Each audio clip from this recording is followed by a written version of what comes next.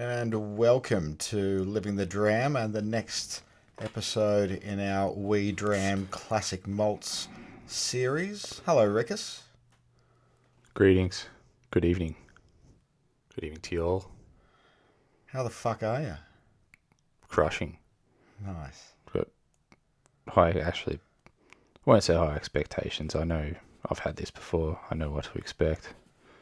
But on the back of the Glenkinchie 12, what a fucking delightful dram that was. It was indeed. I really hope that consistency ensues. Absolutely. And going in order of the Bible, Wikipedia, the internet. Gospel. We're embracing the Dalwhinnie 15 this episode. All right. The second installment in our Classic Malts adventure. And according to Giorgio. Indeed. And the Highland representative. Not to be confused with West or even South or East or North Highland. No, just the Highlands. The Highland. The protected region of the Highlands. It's a big region, admittedly. It is. And this is the expression, or this is the distillery. Speyside being an enclave of that region as well. But being a separate protected region and having its own nomenclature. Lovely. No, well utilised. But, the Dalwhinnie 15. Now, Dalwhinnie is a wee place. It has a wee population suitable for a wee dram. There's 80 people, the population. That sounds like my kind of place. It's home to a small schoolhouse, a pub, an inn, a train station, and the Dalwhinnie distillery. I love the fact that it's important enough to have a train station for 80 people. That is remarkable. I reckon it's probably more the distillery that there's a reason there's a train station. Although I did read the distillery had a private siding that they closed in, I'm going to have a stab, and it might have been the 60s, 70s. Yeah, right. They closed, unfortunately they closed the siding, so now everything's shipped out by lorry. Yeah, right. Well, the Dalwhinnie is famous for being the highest distillery in Scotland. And I don't mean it smokes a lot of pot or... Okay, there's a caveat to that. Well... It's the highest distillery with a visitor's centre. As Brayville is 2 metres further up. Really? Yep. So, because Dalwhinnie is 1,164 feet above sea level. That equates to roughly 352 metres. And so what's 354 metres? For Brayville, yeah. But they don't have a visitor centre. Well, if they don't have a fucking visitor centre, they're just... I was going to say, I'm not going. But there's no point in going. There's no point in going because you get turned away at the door. Sorry. But also their water source is at 610 metres. Sorry, not Brayville's, Dalwhinnie's water source is at 610 metres, which is kind of akin to... that's more in line with, say, Thredbo. Yeah, right. For those familiar with the Australian Alpine region. The Alpine mountain biking and snowboarding mecca that is Thredbo. But Dalwhinnie was founded in 1897 by John Grant. There must have been a fucking lot of John Grants in Scotland over the years. Production didn't start... Common clutcher. Okay. Production didn't start until the next year, 1898. So that's the number we'll go with.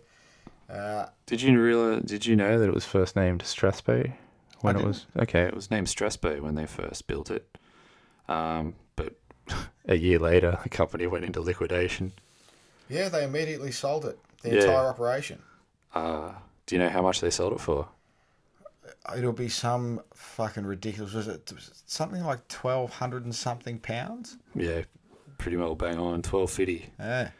Which about 12.50. Seriously, that's about, in today's cash, it's about 157,600 pounds, or $284,500. Which, dude, you can't even buy half a house for that much these days. No. That's a bargain. It's amazing. There's bottles of whiskey that go for more than that. I'll trade you this bottle for your distillery. Want to be a good fucking bottle. But, they changed the name to Dalwhinnie next year. Yeah, now I can't pronounce the Scotch Gaelic, but it translates roughly into meeting place, I believe. Yes, yeah, that is correct. The plane of meetings, as well. It was also named after the De Quinchy family. Oh no, that's Glen Kinchy. Sorry, go back to last episode. That's a fact that I didn't include. There's one for free, folks. Superb. Yeah. But yeah, so AP Blythe was the gentleman that bought the distillery as a business for his son to run. Interestingly, Interessante, muy interesante. So AP Blythe was the gentleman that bought the distillery for that princely sum as a business for his son to run. Interestingly, hobby business.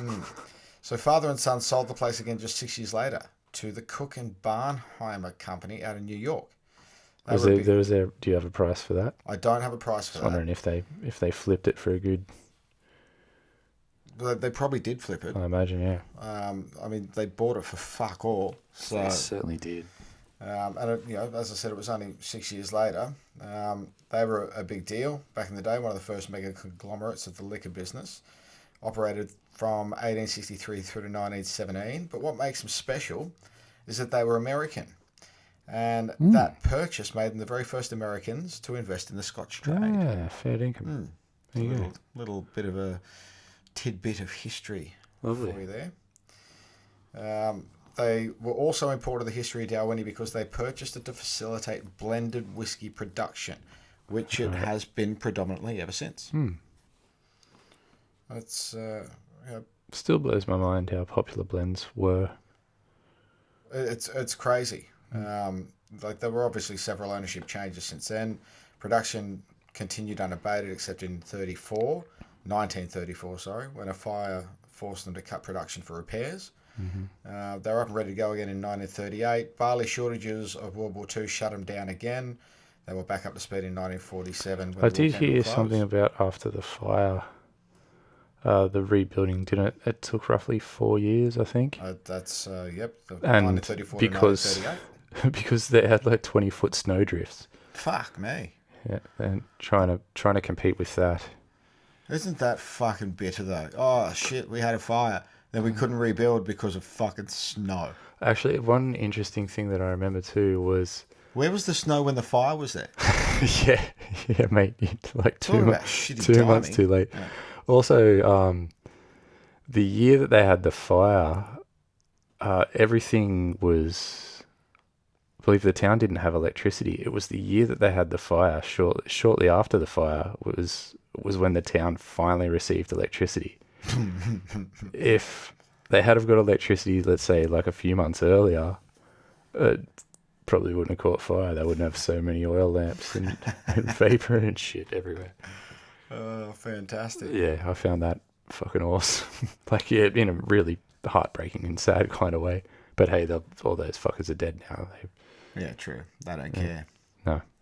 Actually, they might not all be dead, but they'd be pretty close to it. Sorry if I've offended any former Dalwhinnie employees. But obviously, as we said, they purchased it to facilitate blended whiskey. And 90% of the whiskey distilled there still goes into a blend today. Most of it goes into the famous black and white blended Scotch. Right. But Actually got mad props once for taking a bottle, which, sorry, Mum, I stole out of the whiskey cabinet because I was a POV 19-year-old, but one of my friends hosted a black and white party and I got mad props for taking a bottle of black and white Scotch. Nice. I would have given you props for that. So yeah, when you do get the opportunity to grab yourself a bottle of the Dalwhinnie 15, you should take it because it's they only release so much of it each year. Not that it's a rare whiskey. Obviously, they produce a shit ton of whiskey to go into blends, and it's simply the 10% that they reserve for bottling. Yeah. And they do this expression, the 15, and they do a distiller's edition, which you would be able to remind us of what Was it that is the- aged in. Was that the Amontillado or? I do have the notes adjacent.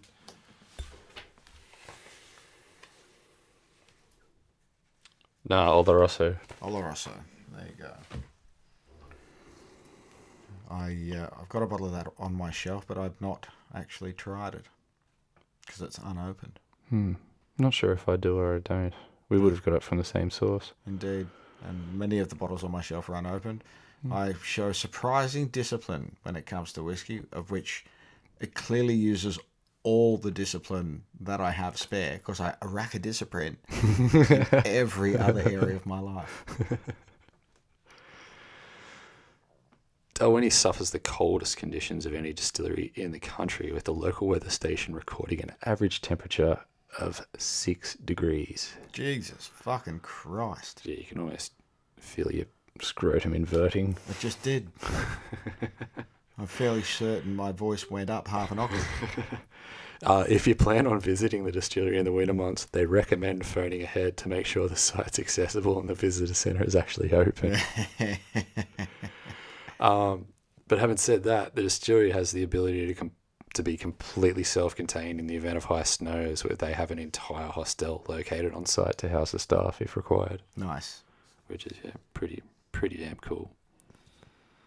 But I'm guessing back in the day, that's a lot of the workers would have worked on site.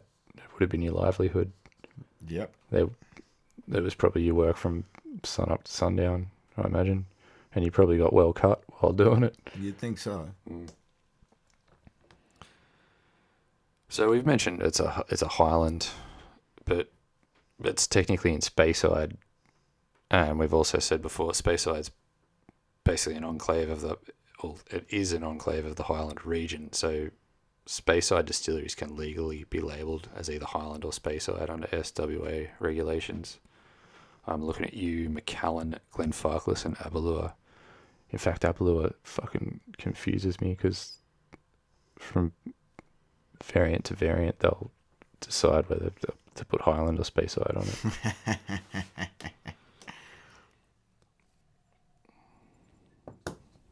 How's it nosing? She's very floral. Oh yeah, this is A lot of honey. We said the Glenkinchie was light, but this is really light. It's A lot of top end to this. It's very top end. Beautiful top end honey though. Nice sweetness. It's a little. I wouldn't say it was light, but it is. It's a little bit more pungent than the Glenkinchie was. Yep. A little less grassy, a little more honey. Yeah. Like that typical That's heather your Highland flower, heather, yeah. heather honey kind of. With a touch of that. That typical Highland twang. Yeah, to give it a colloquialism. The almost like the decomposition of the honey. Yeah. Or the heather itself, composting heather. Yeah, it's kind of not quite composty, but it's vegetation-y. Yeah. It's kind of like rainforest heather.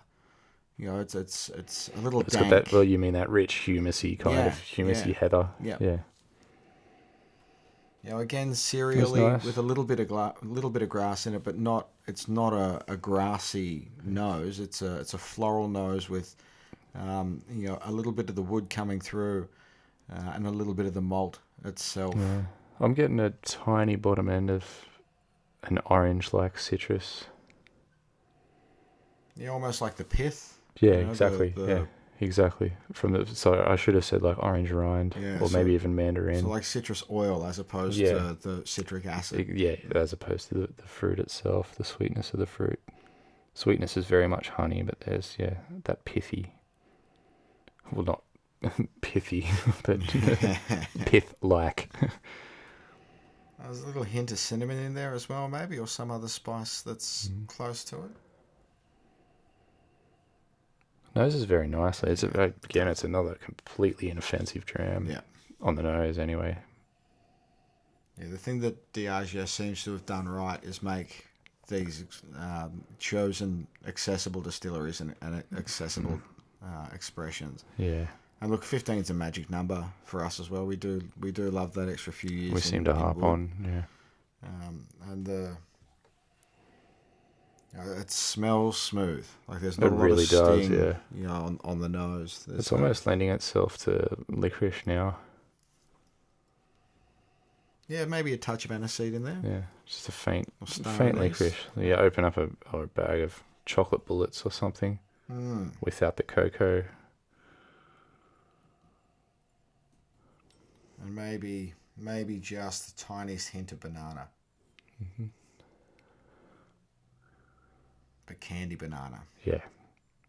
Yeah, it's very sweet banana. Banana and honey. Everything's like a candied. banana split, kind of. Yep, everything's candied. Yeah, that is quite nice on the nose.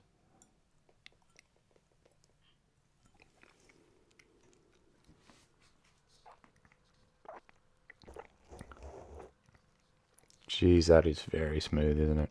That's a nice roundness. Yeah, on the palate very there as round. well. You know, a bit of depth to it. Mm-hmm. And that first wash over the tongue is really consistent with the nose. It's very honey, very sweet, lovely and smooth, floral.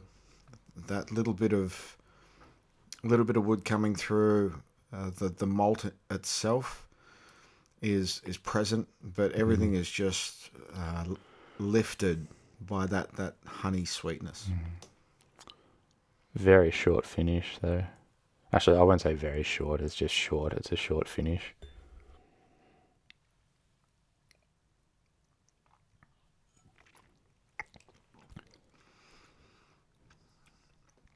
There's a touch of spice, maybe like a dried chili.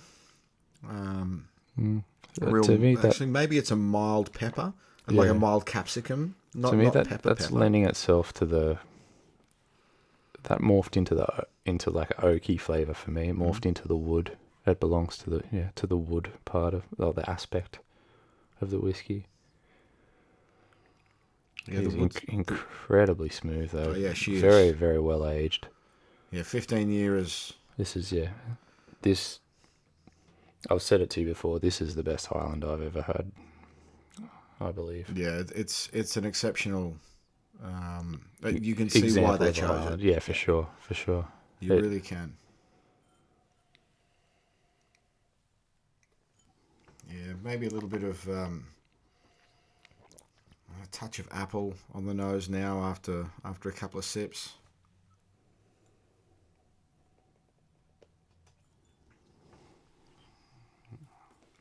Or it might be apple blossom. Yeah, I think it's very floral. It lends itself more to flowers than fruit. But yeah, you're right. The spice from the oak spreads beautifully across the tongue, and it lingers a little bit. It's really supports that sweetness. Gives it a lovely framework for everything else to swirl around. Not a long finish on it. Not at all. It's it does leave, again, like similar to the Glencairn, it leaves a creamy feel. Yeah, you're in your right. mouth. Yeah. Yeah, no real robe to speak of. Like, it's certainly not an oily whiskey. No. Lovely pale gold colour to it.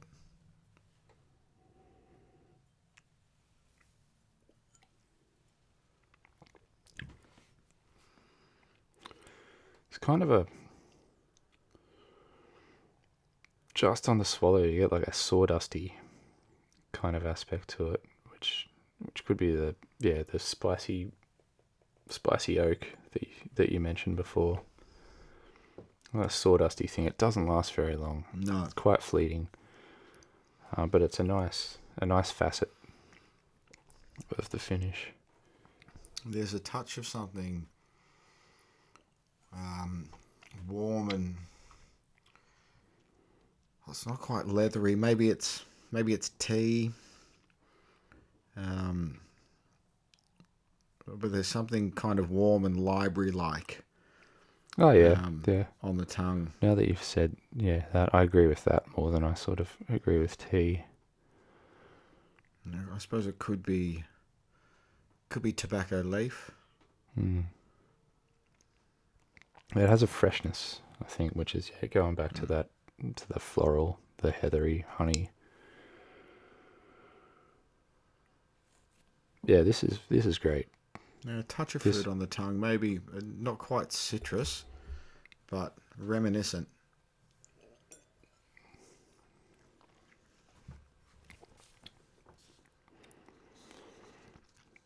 Well, if you want to have a tasting at the visitor centre, not that you can at the moment, because guess what? It's closed. Fucking Rona. Each whiskey is specifically paired with a handmade luxury chocolate truffle from Ian Burnett, the Highland chocolatier, the most awarded chocolatier in the UK. And I managed to find a taster back in 2016 listed the pairings as follows. This particular dram, the 15-year-old, was paired with a milk velvet truffle. Oh, I like milk velvet. This just sounds delightful in itself. Yeah. Two very, very appetizing words. The Winter's Gold was paired with a hazelnut creme praline. Now, hazelnut praline is fucking overdone in chocolates, just between you and me. I don't discriminate too much. I get in my belly. Nutella ruined it. Yeah, they commercialised the shit out of it, didn't they? And the Dalwhinnie Distiller's Edition was paired with a strawberry and star anise truffle. Oh, yeah. Fuck me. Now, I'm not a mad licorice fan, and I fucking hate it when you're having some delicious Thai curry and you bite down on a chunk of star anise. It ruins shit. I used to live with a bloke that would leave bay leaves and fucking cinnamon quills and star anise and like the rest of the curry was amazing until you chomped down on that piece. Exactly right. It's just inconsiderate. It's like not giving a reach around. It's just inconsiderate. Do the right thing. Take that shit out of your curry. You know, that's there for the cooking process, not the chewing process. Yeah, for real. Be considerate. I don't know. I'm not up with my culinary apparatus terminology, but it's sort of shit you should put in like a tea strainer. A colander. Yeah, but aren't they they're more for draining? No, yeah, that's more for draining. Like infuser. I don't know. Oh, look, no, I'm happy for them to be in there. Just fucking pick them out before you serve it up. But if you got to go through a big bowl of shit, why don't you just put them in, some sort of infusing thing, like one of those metal tea bag things. Look, I'm not enough of a chef to know whether that'd have an impact or not. But what I do know is if you dunked it around like it fucking works in tea. Dude, if you're not cooking commercial quantities of the shit, don't be lazy. Pick it out. When I make curry, I usually make a big crock pot full. So commercial quantity? How many people would you feed with it? Probably 6. It's not commercial, but I make a lot. I freeze a lot of it. Look, if it's 6 of your mates, take the time to pull it out. If it's 6 cunts you don't like, that's fine. Leave it in. Personally, I do. I'm not going to fucking do you like that, man. I don't want to be done like that. I wouldn't do it to you. Exactly. Yeah. It's just the right thing to do. Just like fucking, I'm not going to tell you how to fucking fix your life. Exactly. I mean, fuck it. That's the kind of thing that an unqualified life coach would do. I always find it funny that people that tell you how you should operate don't operate that way themselves. Like they're the least qualified person. I don't know how to sum it up. Sort of better than that, but yeah, people that try and tell you how to sort your shit out are usually the most unsorted out people. Let's quantify it simply. A life coach should not have to advertise, right? I mean, fucking, you know who'd make a fucking great life coach? Someone who's incredibly successful and has been kind of coaching people at life Well, that's like, since the 80s, like fucking right? Tony Robbins. Fucking, that is exactly the name that was about to come out of my mouth, right? Now, that dude is eminently qualified I'm not going to be a fucking life coach. question him. Fuck no. That dude is not... He doesn't have an ad in the Yellow Pages or on Facebook saying, need a life coach. That's it. He's got his reputation precedes him. He sold like 1 billion fucking books. He does what, fucking $10,000 seminars, for fuck's sake. Yeah. And people pay this. Like he life coaches fucking on a commercial quantity, right? He's the kind of cunt that fucking pulls the bay leaves out of the fucking curry. I mean, he legit pays someone else to do the curry. But he's the kind of guy that goes, I'm not making a curry for 1,000 people. You're going to, because you're good at it, and this is, your way of showing what you've got to give to the world. But don't be a cunt and leave the bay leaves in. Right? That's step one in self-improvement. Take the fucking bay leaves out of your curry. Straight up. Well, step one in self-improvement is try not to be a cunt. Like that's step one. Try not to be a cunt. Anyone that sits there and feels the need to advertise their services, to say, hey, you should give me money and I will show you how to be successful, unless they have achieved a certain level of success, and putting an ad on Facebook or the Yellow Pages saying life coach for hire probably hasn't attained the necessary level of success in their own life to be able to coach someone else to attain a greater level of success in their own. Well, and they're leaving bay leaves in fucking car. They were expecting you to pull it out because they reckon you should be self-empowered. But I'm just not into it. I wouldn't call it empowered. It's just fucking plain annoying. It's fucking lazy. I don't want to bite into a chunk of star anise. Like with the whole, it's a deconstructed Caesar salad. No, you're just fucking lazy.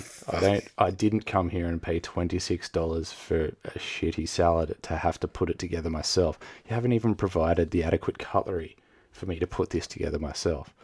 The next time I cook bacon and eggs for someone and, put bacon and an egg and a bread roll on a plate and give it to them, I'm going to say, oh no, it's my deconstructed bacon and egg roll. Yeah, dude. And you know what? You can probably charge an extra $2 for that. Yeah, but I won't give them the knife. Doing less work. I won't give them the knife to open up the bread roll. That's a leaf out of Giorgio's book.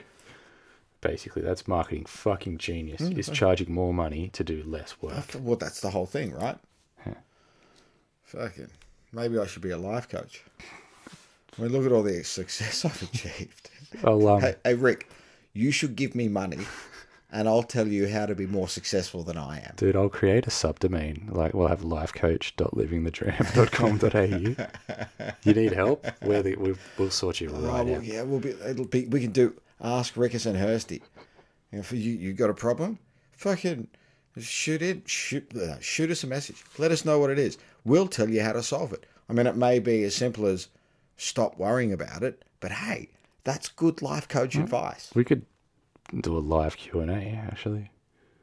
Could be an episode within itself. Sounds like a lot of effort, but fuck, I'd be up for it. Live. That's kind of scary. Yeah, I'm cool with that.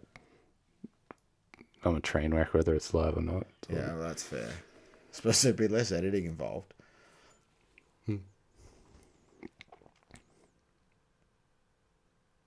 I like what do you this reckon? This is good. Yeah. This is a solid... I reckon this is an 8.6. Oh, okay. We're flipping on last time. I was going for A2, I reckon. Yeah, right. I like the extra time in wood. I like the extra depth that comes from both the extra time in wood and from I suppose the difference in the region. Maybe the temperature and the altitude has a little to do with it. But I imagine one thing that I saw when on that average temperature of 6 fucking degrees. They don't fuck all angels share. That's exactly what I was about to say. Conservation would be immaculate. It'd be amongst the highest in the business. No, there's just got a bit more depth to it that I appreciate. And that extra time in wood, man. Totally fair. You know me. I think everything should love spend your more wood. time in wood. Just wait till we get to my favourite. I am looking forward to that. It's the Rev. What's he got for us? The Godfather. A malt, it is hard to decide whether to drink or bath in. I suggest you do both. Fuck, that'd be an expensive bath. One of the most complete mainland malts of them all. Know anyone who reckons they don't like whiskey? Give them a glass of this. That's them cured. Oh, if only the average masterpiece could be this good. 95. Yeah. Yeah, look, I gotta say, I fucking really do agree with him. And I'm gonna go 8.7 because it is worth the extra half point. I do think that this is an exceptional Highland. I think this is the best Highland. I'll agree. I'll agree. It's, if not the best, it is nothing short of exceptional. Yeah. It is definitely the best Highland I have personally tried. There might be something out there with a larger age statement on it that I would like more. But not having ever been a fan of pretty much any other Highland I've tried, this is fantastic. Look, it's not often I let the Revs sway me, as you know. But I really agree with everything that he said there. And I think this is for the accessibility of it. I just think fucking get yourself a bottle. I think it's worth the extra point. 8.7. This is a fucking really, really fucking good whiskey. It deserves a spot on your shelf. Definitely. And go grab I'm not sure. You know what we should do, and we'll stick it on the show notes. We'll work out because as I said, I think they're now sold. They used to be back in my day. They were sold in a wee 650ml bottle set that you'd pick up. I think they're now sold in pairs at 200ml bottles. I have a feeling that they're 3. Or maybe you're right. In fact, I have a feeling they're 3 packs you are. of 200ml You're right bottles. because I think it's I think Talisker, Lagavulin, and is it the Oban? And then I think it's the Dalwhinnie, the Glenkinchie, and the Cragganmore. Okay. So go and get yourself both. We get obviously. both. Hey. But fucking, grab yourself a bottle of Dalwhinnie. This is an excellent. So far, I'm going back to 8.6 because fuck it, I'm sticking with my original. I don't give around 9s very often. I'm not going to be swayed by the Rev. Yeah, I'm sticking with 8. All right, I'm going 8.65. I've got to round that up. We haven't done 2 DP. No, we haven't. No. All right, I'm going either 8.6 or 8.7, depending on. I just feel like I don't want to be swayed by the Rev, and I should go back to 8.6. But no, this is great. Like he said, 8.6. Get yourself a bottle. sláinte, my friend. Sláinte, brother. See you next one.